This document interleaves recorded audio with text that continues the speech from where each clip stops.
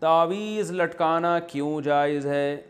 ہمارے احناف کے علماء تعویذ لٹکانے کو کیوں جائز کہتے ہیں؟ کیا یہ کسی حدیث سے ثابت ہے؟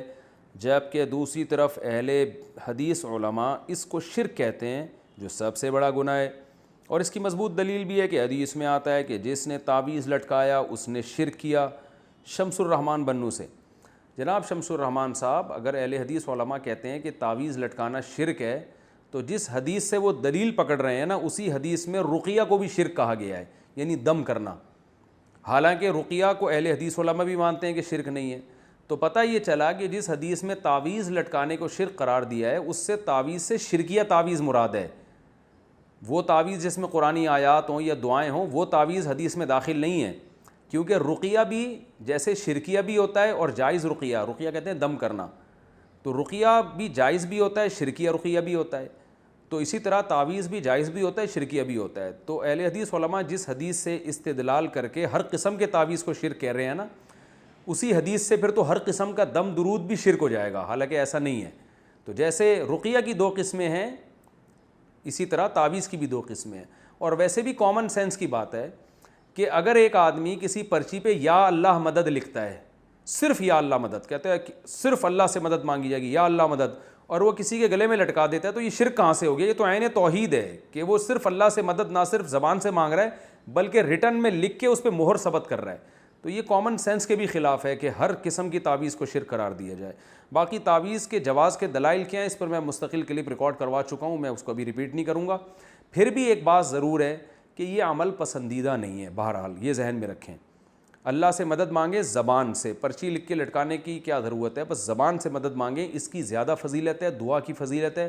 جو لوگ تعویذ گنڈوں میں پڑھتے ہیں تو وہ میں نے دیکھا ہے ان کا ایمان بہرحال کمزور ہو جاتا ہے اور وہ اسی میں لگے رہتے ہیں۔ تو اس لیے ہمارے علماء بھی اس کی گنجائش دیتے ہیں کہ اگر لوگوں کو تعویذ نہ دیا جائے تو وہ خالصتاً پھر جاہل پیروں کے پاس جا کے شرکیہ تعویذ لینا شروع کر دیتے ہیں، ورنہ یہ عمل شریعت میں کوئی زیادہ پسندیدہ نہیں ہے۔ نبی صلی اللہ علیہ وسلم نے فرمایا میری امت کے 70,000 لوگ ایسے بغیر حساب کتاب کے جنت میں داخل ہوں گے جو تعویذ اور رقیہ وغیرہ سے بچا کرتے تھے۔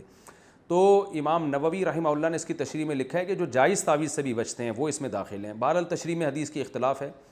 تو الحمدللہ میرا اپنا عمل یہ ہے کہ کیسی گھر میں بیماری آ جائے، کچھ بھی ہو جائے، میں الحمدللہ کبھی پرچی نہیں لٹکاتا، نہ بچوں کو میں نے کبھی تعویذ لٹکانے دیا ہے۔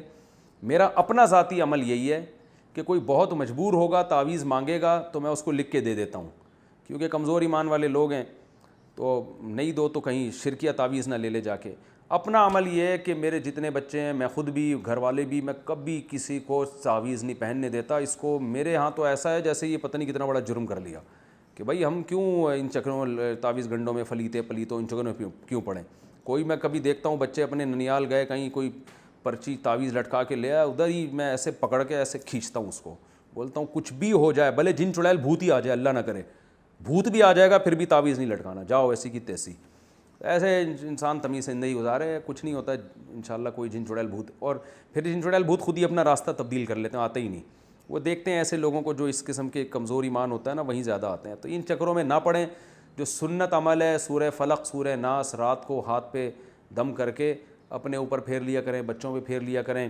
مشہور دعا ہے اعوذ بکلمات اللہ التامہ من کل شیطان وہامہ ومن کل عین لامہ، یہ دعائیں پڑھا کریں۔ بسم اللہ الذی لا یضر مع اسمہ شیء فی الارض ولا فی السماء وہو السمیع العلیم، خاندانی دعائیں، بس یہ پڑھا کریں، کافی اتنا۔ اللہ تعالیٰ عمل کی توفیق